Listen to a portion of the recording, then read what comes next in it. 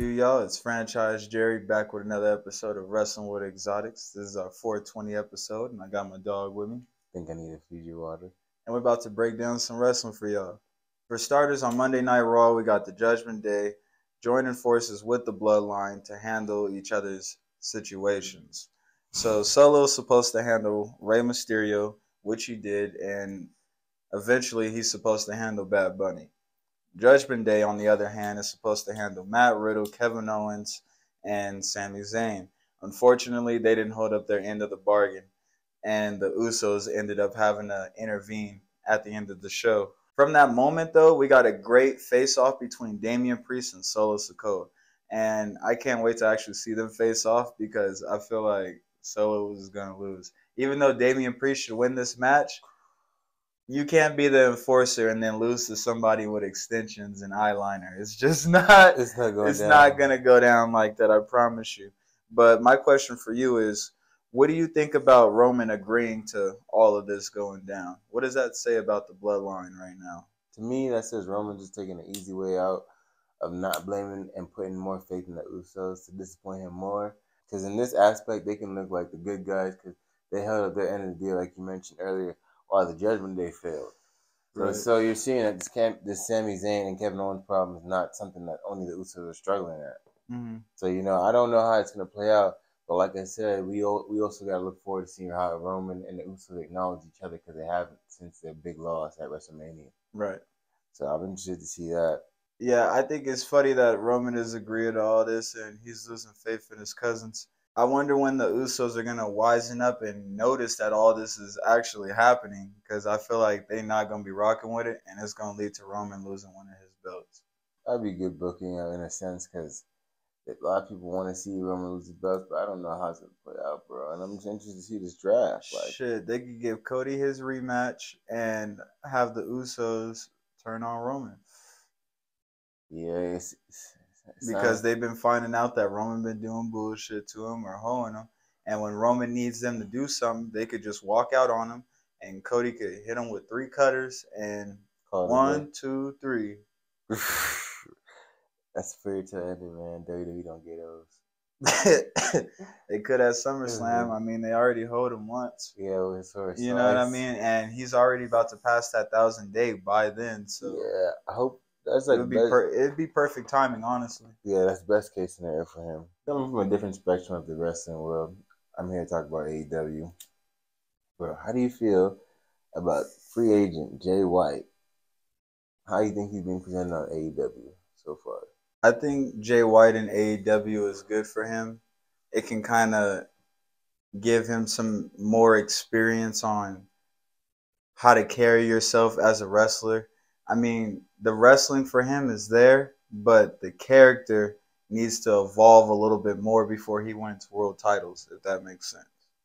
Oh, yeah. I could kind of see that in a sense, but I feel as though this AEW run is going to prove to why he could do that, and I see why he kind of went the way he did going to AEW because, okay, look, WWE is that big machine and stuff, and I feel like he could survive there as well, but at the same time, like, it wasn't properly conveyed of the signing of him. So it was looked at, he could basically feel that they're not really realizing that he's a hot commodity. You know for a fact, like, if he would have came to WWE, he would have been a mid-carder, like, title holder. He probably would have took the belt from Austin Theory or some shit and been holding that belt because they're not about to launch him into that world title picture right now. Because once he builds his name up higher and higher over there, he could see himself in a position like Cody Rhodes.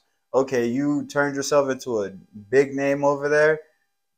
We'll make sure we look out for you over here. You know what I mean? Yeah. Also, like if MJF were to leave AEW right now and go to WWE, they're gonna treat him right because he was a big star over there. He's gonna bump his head a few times along the way, but overall, WWE is gonna look out for him. You know what I mean? Because he's a big name. He built his name up over there, so that's why I say like this is good for Jay White.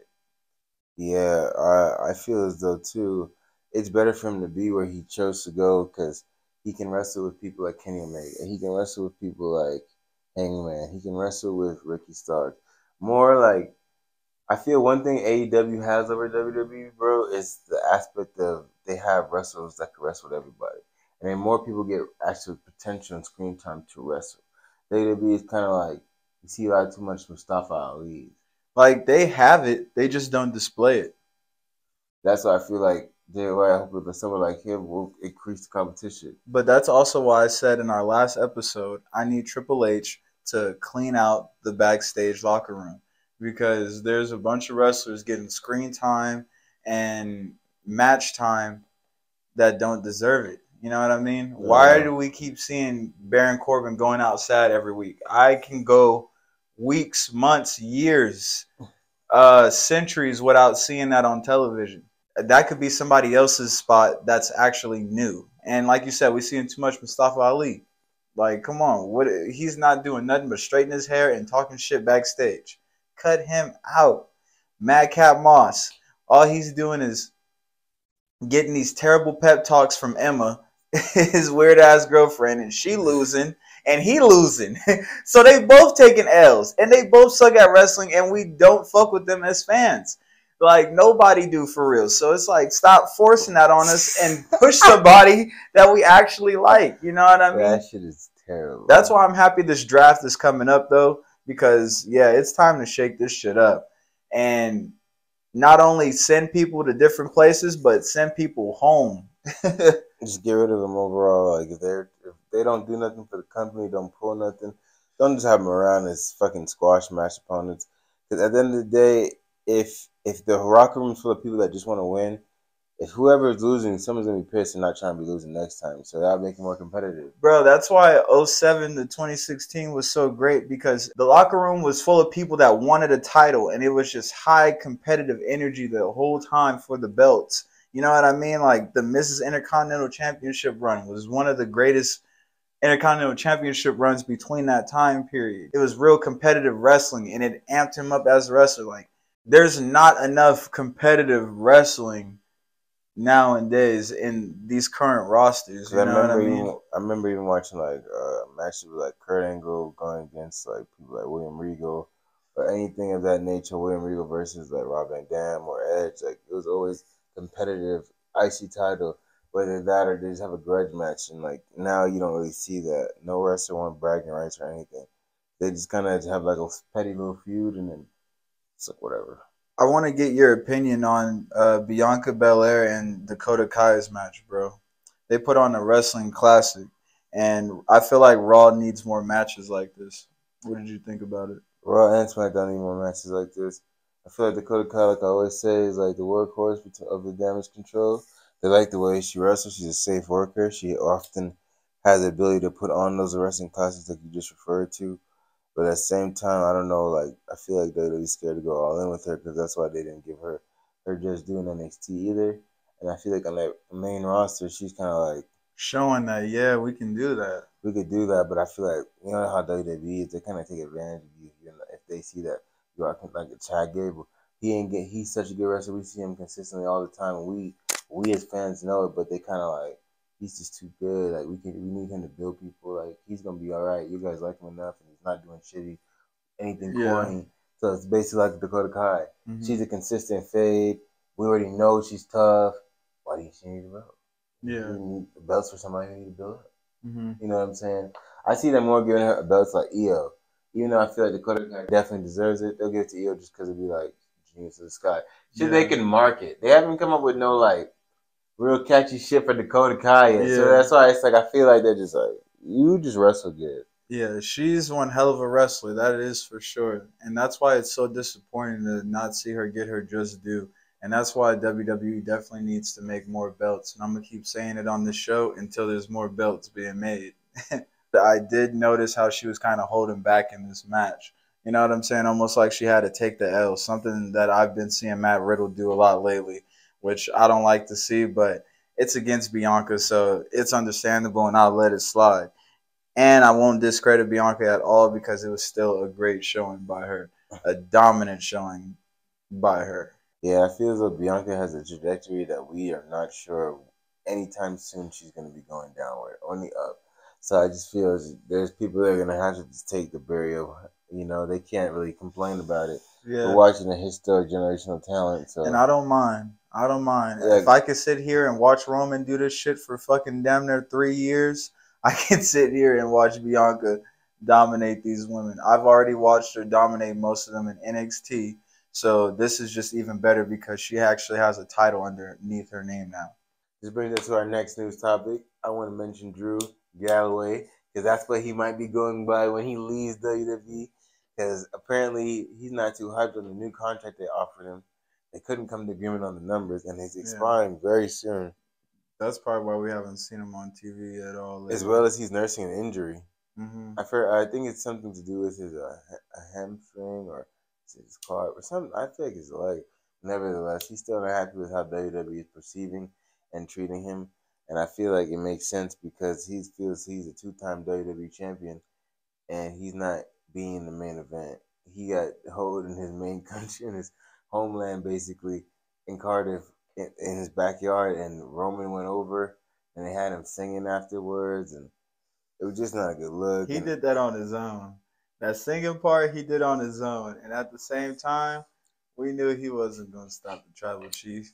Yeah. That wasn't set up for him. You know what I mean? Yeah, I had a feeling he couldn't beat Roman just off the fact that he was trying to beat Dolph Fake Lackey at one point. So it's like a far leap because Roman's never been a lackey to nobody. Yeah. You know what I'm saying? That's one thing Roman could say. Like, I've been by myself. I've been in groups, but I've never been led by nobody, you know. So I definitely respect Roman in that aspect too. So seeing him be able to just run through Drew, it's like, Drew, you had your chance, but it just sucks that happened during COVID. Well, I know this for sure. If Drew goes to AEW, he's definitely going to get a belt. I don't know what belt. Most likely the Ring of Honor. That's what happens when you wrestle for a big company like WWE. And then you go to a smaller company like TNA or AEW, you instantly get thrown into the spotlight and they give you a title match at some point. You know what I mean? I mean, look at Chris Jericho. Look at Cesaro. They all come from WWE and then get the best opportunities when they leave WWE. I mean, as well as Kurt Angle and Bobby Lashley. And when they went to TNA, they was at the top of that company. You know what I mean? So I feel like career-wise, it would be best for Drew to leave the WWE because he'll actually get that respect that he's been looking for. I kind of agree because I feel like you said Ring of Honor. I know you're kind of joking, but you're kind of serious. But I feel like he'll get the world title because he'd be like an older but younger kind of like face that can have that belt and have real like credibility to it because he's held the WWE Championship. Cesaro, he had to get delegated to Ring of Honor because he's been in that company before. And he's never had a world title. So they're basically like, here you go, we'll let you hold that down. We know you always wanted to. Drew, on the other hand, is a proven world champion in multiple promotions. So him coming to AEW, I see him definitely winning the big one. Yeah, I could see that. And then I feel like could you see him hitting MJF with a Claymore? That'd be crazy. But I would also like to see him go against people like Jay White. I feel like, AEW has more competitive wrestling in the aspect. WWE has kind of compelling storylines every so often, and every so often we get a real classic. I feel like Kenny Omega would expose Drew McIntyre. I ain't gonna cap. Kenny Omega's like a pro wrestler. He's like a real pure. He's wrestler. A purist, yeah. Just the way he flows in the ring. His style of wrestling is his style. And it's lethal, for sure. Because it's a mixture of strikes and fucking brute strength. And at the same time, he conditioned himself to where he's like, his build is like, yeah, I'm top heavy, but at the same time, I stop myself so that way I'm still agile enough to flip and do like high knee strikes anytime. Fucking do a Green Bay plunge and then into a front flip onto the rope. Like, I look at his flow moves that he do and one thing, I'm like, damn, like, this is like, you're like Seth Rollins, but you're older than him. He's like a more athletic Triple H in 2002 type deal. Like, he's that type of Triple H. But just athletic, and he's on some everything. Different shit, because he's not wearing no suits. He's just on, like, I'm Canadian, I like to just act out. Like, right. You can't stop me, because I know what I'm doing. I know I'm doing that. There's no one that can do it better than me. I can make this happen. That's why I feel like Kenny Omega is such a good, like, at this point in his career, bro, he's at such a cool place. Because look, he already did. He's already been an AEW champion. He's already done everything. So when his second reign comes around, it's gonna be epic too. Because if I'm not gonna lie, when he had that first reign as Loki, I mean, he was like the belt collector, bro. He had like that title and Yeah, bro. He had like 5, 6 the world championships championships too. Yeah. So I was like, oh, he's working on some Thanos shit. So I was like, okay, you're low-key different. Like, it's not no bias. You're multiple promotions, and they're all putting you as a top person. Like, okay, you get the belt because it's gonna look good for us and it's good for you. I'm like, he got pulled. Yeah, no kizzy. Throwing it back to Raw. How do you feel about Brock Lesnar toying with Cody Rhodes? This shit is confusing, but at the same time, it is mad hilarious. I think that shit is so weird, bro. He was just like the Undertaker. It just so threw me off. I think he about to bury Cody. That's probably what's about to happen. He said, yeah, I might as well fit the role. I beat the dead man, so now I am the dead man. I feel like at this point in Brock's career, it's just kind of weird for him to I even try to play these mind games because he's never done this. Like, it's kind of role reversal. Like, that's why I'm so confused on why the fuck they're doing this. You got Cody being held back. Like, how am I supposed to, like, this is the wrong way to try to make me feel bad for Cody. Like, this is so weird, bro. And you know it's weird. That's why you try not to laugh, but you know they fucked it up. This booking is weird for him.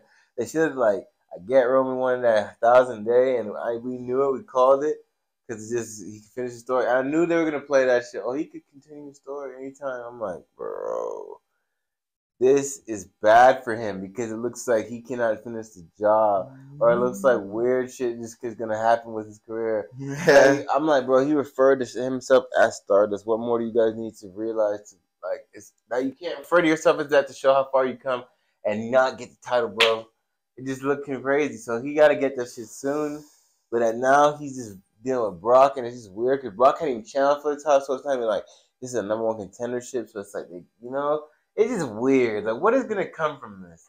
Bro, you gotta understand. Cody gotta pay his dues. You can't just come fresh from another company and take down our top promotion. Are you kidding me?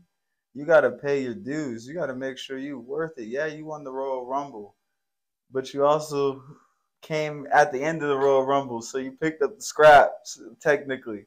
You know what I mean? Like, you gotta really pay your dues. And yeah, you beat everybody that you're supposed to on the main roster. That's what you're supposed to do.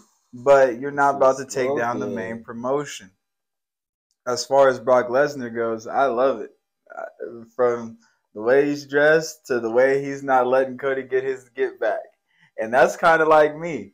I love stealing off on a nigga and running away. Why? Because you're going to be sitting there thinking about how I stole off on you and you couldn't catch me and you'll never get no get back. So you're just going to be mad for life.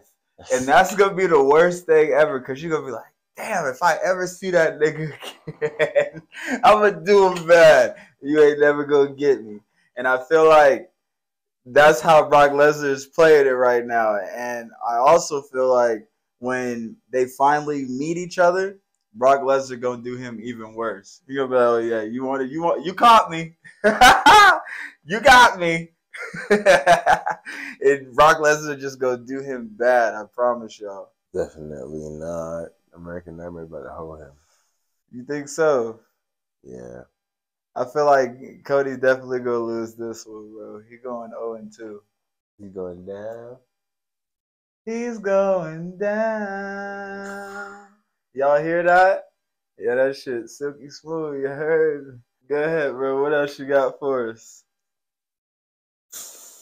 After that amazing debauchery of a song he just sung, talent hits you over the head. You just don't know what to do. Yeah, I had it like that. Speaking of something that was on Raw, I want to talk in regards to Backlash. Who do you think's gonna win the main event between the Bloodline, taking on Sami Zayn and Matt Riddle? I feel like the Bloodline is gonna win, and that's gonna lead them to getting a #1 contenders match for those titles down the line after the Street Profits, or that might turn into a triple threat tag team title match. You know what I mean? I could see it playing out like that. Yeah, I feel like that will be a momentum builder for the Bloodline because I feel they're gonna be the ones to win the 6-man tag, and that's how they'll get back that in that climb for their titles. Exactly. And then that's when the Street Profits will try to make a claim like, "Oh, we've been won the showcase. Trying to step up from the titles. We the #1 contenders." So since they both gonna be #1 contenders type deal, I feel like that'll lead to a triple threat, which would be more believable for Sammy and Kevin to lose those belts and the Street Profits win. Yeah, that'd be cool. I'll be okay with that. So now, and then the Usos go to the back of the line. You know what I mean? Yeah, I'm okay with that.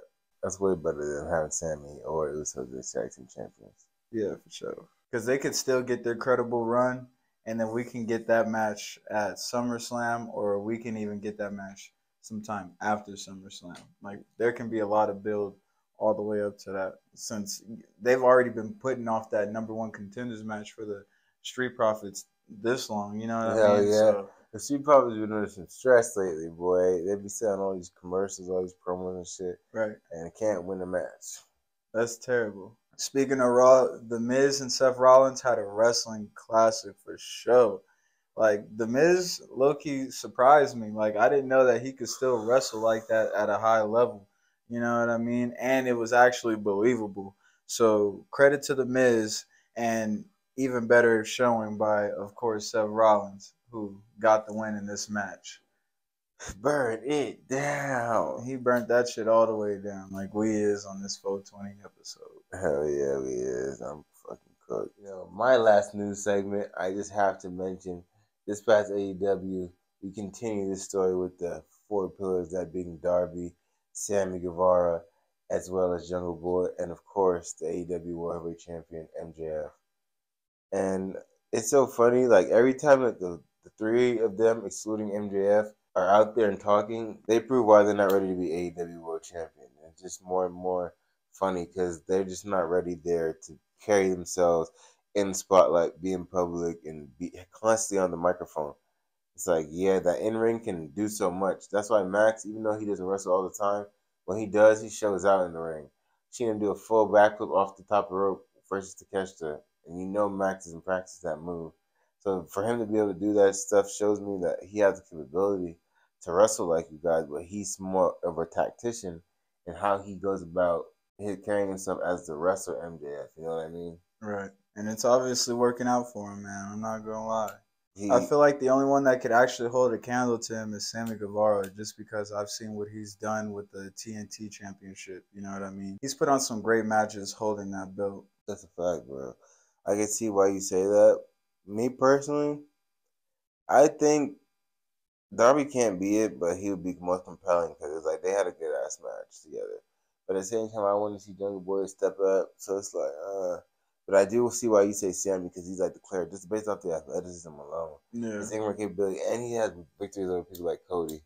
I'm pretty sure Darby does and Chris as well. Jericho. Yeah, and Chris Jericho. I'm pretty sure Darby has victory over Cody Rhodes as well.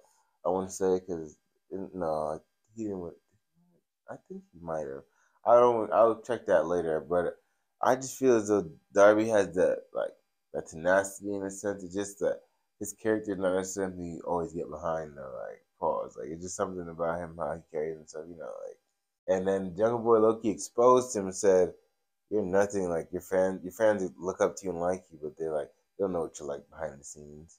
You're antisocial. You're weird. Like you're great." Yeah, he said, bro, that Jungle Boy is going on. I was like, low key, I can see this shit behind him, because Wrecking Ball, the skater, he pressed Darby low key.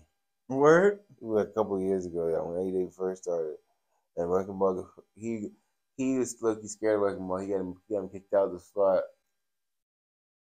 Because Weck don't play that shit. Weck is he's maybe do a little bit of roids, but he really does work out. Can really skate. Really don't play that shit. Was pressing Brandon Beaver at one point, so I'm like, he not worried about your bitch ass, Darby. He gonna do you in. Any nigga that's pressing Brandon Beaver, you better chill out. But I'm looking forward to see how they're gonna play out this whole segment. Do you think it's gonna end in a fatal 4-way match, or you think it's gonna be a solely one out of the 3 challengers for MJF's title? Oh no, it's gotta go a fatal 4-way. Because it's going to build MJF up even higher. He's going to say, I beat the other 3 pillars, in one match all by myself, and here I am still on top. Like, he's gonna talk shit for years to come. I think honestly that's the best bet, bro, for real. Mm-hmm. Cause it just look cooler too. Cause like honestly, from when you first started his title, when you first heard his title reign, I know you weren't the most biggest fan, but you were just like, oh, whatever. I understand it because I'm a wrestling fan, but I just don't like it in general because I don't like MJF. Yeah, but I don't promote anybody that's representing Satan. Yeah, I can definitely understand and respect that. Unless it's Lil Uzi. I ain't gonna lie. I don't fuck with nothing that he do, but I might listen to some Lil Uzi.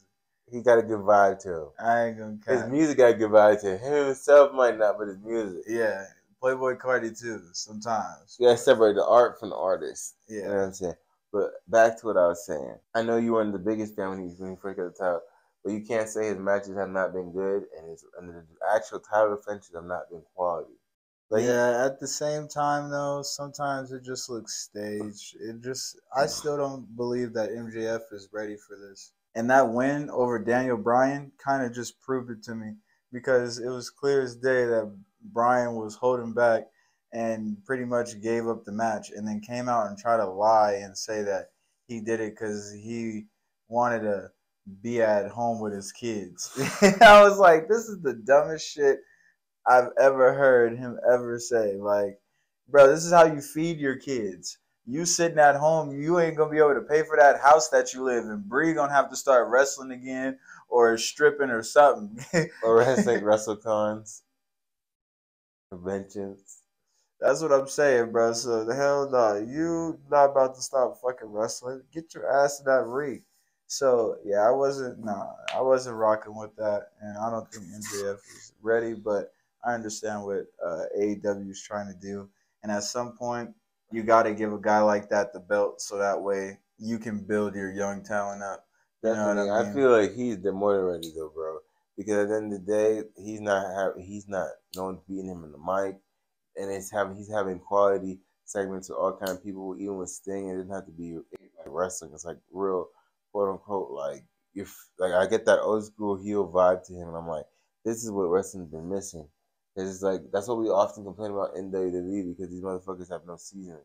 MJF got seasoning. He may have got some of the wrong seasoning. The devil and all that shit is not cool, but he got seasoning to him. He can make you feel some type of way about him. Actually, and he's not going out of his pocket, because sometimes he could, like you said, he could say the curse words and shit. And sometimes he could just be on some shrill dickhead shit and just like, bro, you could be like me, but you choose to do this shit, and he be spitting facts. So it's like, that's why I salute him. When he's not talking about the devil, I rock with him. Yeah. But when he is, I gotta cut that shit out. I'm like, bro, you sound crazy. And you Jewish? Crazy. That's what Kanye was talking about. And got everybody looking at Kanye crazy. But this nigga here, Jewish as hell, talking about Satan and shit. And ain't nobody batting an eye. That shit is crazy. That's what they gonna say. It's written like that. Fuck that. Who saw him say that? I think The Miz is better than MJF. The Miz got a way better career than MJF. Oh The Miz and Seth Rollins are the only 2 Grand Slam champs in WWE.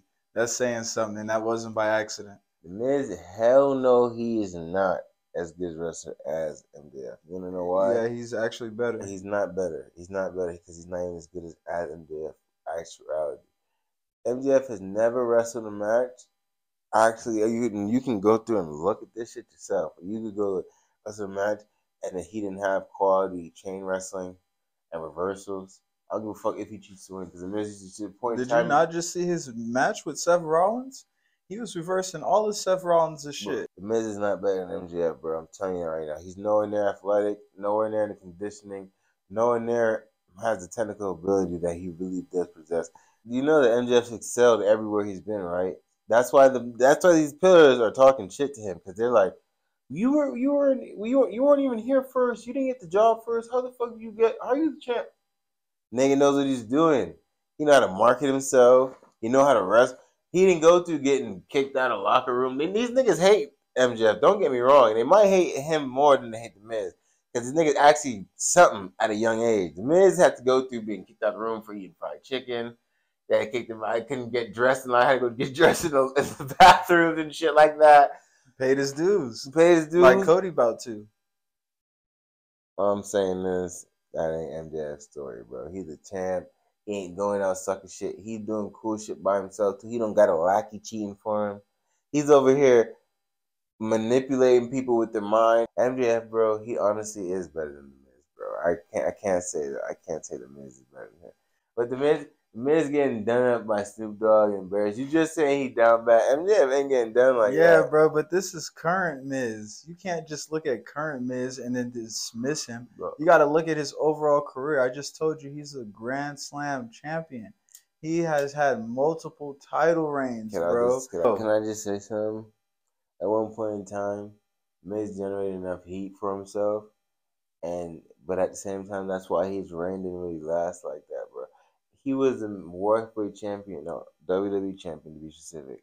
WrestleMania 27. His reign didn't last like that because it was John Cena there, bro. And John Cena. Come on, man, stop playing. Exactly. Let's so get to the nitty gritty. He's not a big enough star. MJF got all these. Gonna be bigger than John Cena. MJF got all these big ass stars. You know John Cena held the belt. I'm sorry to cut you off, but you know John Cena held the belt multiple times for over 700 days. There was a reason why nobody was bigger than John Cena, bro. The Miz had to give that shit up, especially how he won it and how to keep maintaining it. But MJF ain't doing nothing different than what the Miz do. Like I said, the Miz is a Grand Slam champion. It's not by mistake. He's held multiple titles against a bunch of big names, John Cena being one of the biggest. He's beat Randy Orton. Both of them are definitely going into the Hall of Fame. Miz has credit, even though that he's getting done up and he's down bad right now. His overall career, you got to admit, is better than MJF's. He cool, but he's not cool. Hey, he can finesse his way through matches. And like I said, that Intercontinental Championship run was the most impressive reign that I've ever seen by The Miz. He actually had to wrestle, bro, and or get exposed. MJF, I feel like, has more potential than The Miz, but looking at The Miz's overall career and then looking at where MJF is right now, I think The Miz's career is better than what MJF is right now.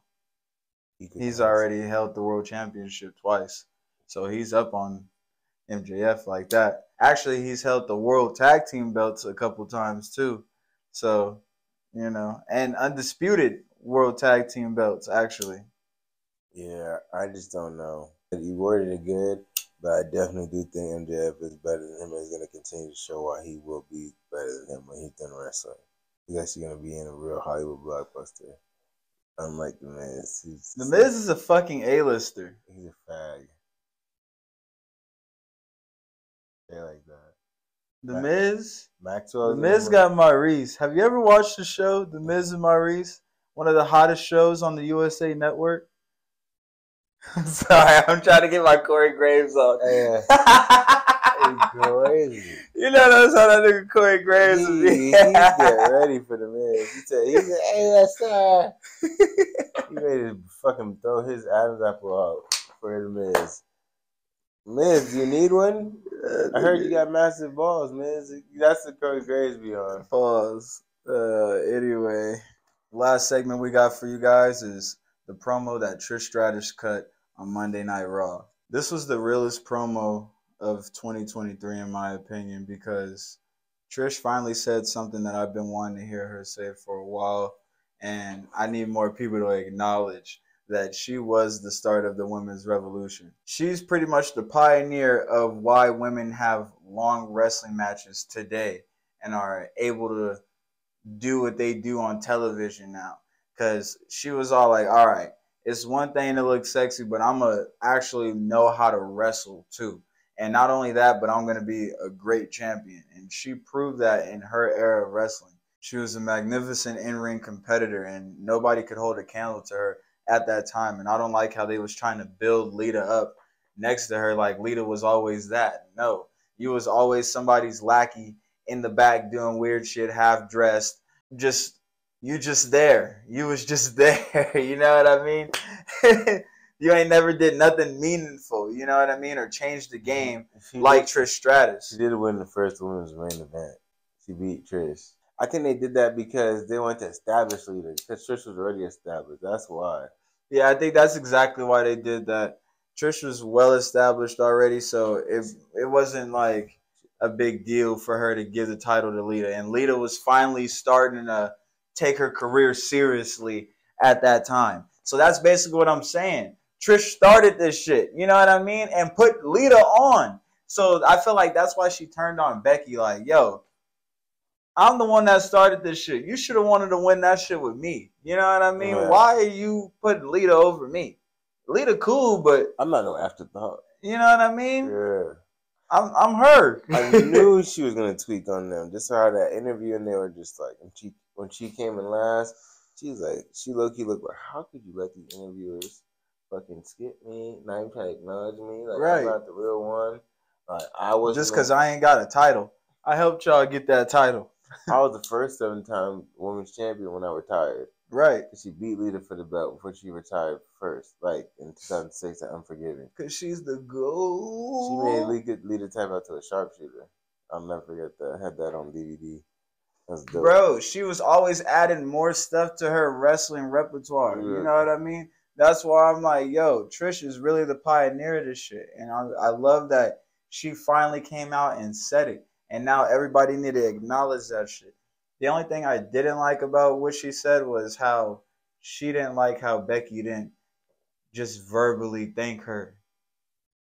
And it's like, Trish, nobody's going to just flat out thank you. They thanked you when you got inducted into the Hall of Fame. That's it. Other than that, Becky's not about to come out here and kiss your ass like that, especially with her being the man and whatnot. It wouldn't make any kind of sense. You know what I mean? So I didn't agree with that, but her overall message, I did agree with. What do you think about that, bro? Honestly, at this point in stage of Trish's career and life, I feel like it's cool she got this promo, but at the same time, like, why are you trying to wrestle again? Like, you had the chance against Charlotte before and you lost. Like, you're setting yourself up for a failure against Becky Lynch. They're not gonna let Becky just lose. I know it could be a possibility that Becky loses to her, but I just don't see it. Especially how you said she tried to cut that weak ass promo talking about, oh, it's because Becky didn't pick me. Sound like a hater or some shit. So it's like, yeah, we don't want to see her go out like a hater. That's such a lame way to go for, like, go for a victory type shit, or go to, like, trying to be like, that's my whole reason I'm trying to beef with you. So I'm like, nah, I definitely don't see them letting Trish go down as like, oh, she still got it, because she already lost to Charlotte, and Becky slick likes to do everything like Charlotte, but in her own way. So she's not gonna. She's gonna have a program with Trish and not trying to on some. Oh, I just want to challenge fair, test my skills. She's like, nah, we're gonna have a whole little storyline, and I'm gonna have my own character to it. But I just see her whooping Trish's ass, manhandle slam.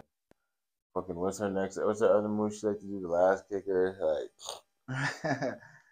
Yeah, I kind of see that shit actually going the other way, though. I feel like because she lost to Charlotte, she's got to be one of these horsemen women, especially because all the things that we listed about Trish, they got to give that to her. You know what I mean? Almost cool. Like they owe that to her, like for paving the way for these women to be able to do what they do today. So I can definitely see Trish going over Becky for sure. Yeah, we have to see about that. Trish, she gonna have to clean it up in the ring. She gonna have to clean it all the way up. She was looking a little rusty in that last match. And if it's gonna be believable for you to be Becky Lynch clean, you need to clean up. No cap.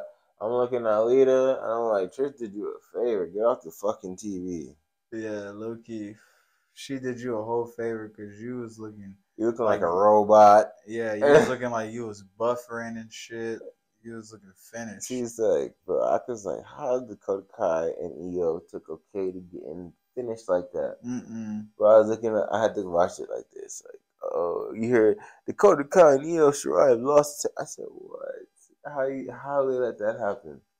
For shit show. I seen that coming from a mile away. I'm like, I just didn't think that they was gonna let Lita take the spotlight. That's the whole point of this. This shit was weird. Can we just agree though? Like, you tired day to be going back to this nostalgia shit? You ain't start trying to call these older acts, bro. Why can't we get some new stars? I don't mind it. as long as that older act is looking fresh. Don't come back looking old and beat up. You know what I mean? I appreciate Goldberg every time he came back because when he's in the ring, he looked like Goldberg. He didn't come back muscles all deflated and looking weird like Hulk Hogan do every time we see him on television now. His muscles look like they got fucking pins on the end of them, so that way they look like loose, they brother. Right. He got these loose ass arms and shit. You know what I mean? So I don't want to see wrestlers come back looking like that trying to wrestle. But, you know, if you look like you still got it, like Sting, I don't mind you wrestling. I don't mind you having some TV time or whatever. Sting, my dog. You know what I mean? Especially if I was a fan of yours as a kid. Why not? If Kurt Angle looked like he could still wrestle, you would love to see him wrestle right now. Yeah, definitely. So I don't mind it. But they definitely do need to bring new stars in. But that's why I'm saying they need to clean up the locker room and get rid of Baron Corbin. What are you guys doing, bro? You already made JBL walk out on him. All right, after JBL was swearing up and down that he's the new wrestling god. It's all like WWE needs to get rid of wrestlers like that. They're wasting TV time, and they're not doing nothing. They're not amounting to championships. It's not as competitive as it was in the previous era. You know what I mean? Yeah. Or the era before that. It seemed like everybody wanted a belt. You know what I mean? Or was always competing for a belt at the end of the day, some type of belt. Like, they even got rid of the cruiserweight division, and that was something that motherfuckers was always competing for. They just don't give a fuck. I mean, I feel like it's not a ratings draw. They don't care fuck that it's wrestling that we care about. And it's because they didn't have enough competitive wrestlers to keep fueling it. You know what I mean? So WWE has the talent. They just be suppressing it, and it's all over there on NXT. And hopefully with this draft, like we said earlier in the show, they bring some of this talent up, and we get some new faces on there. And that's going to wrap up our overall news review. We appreciate everybody out there for smoking with us on this 420.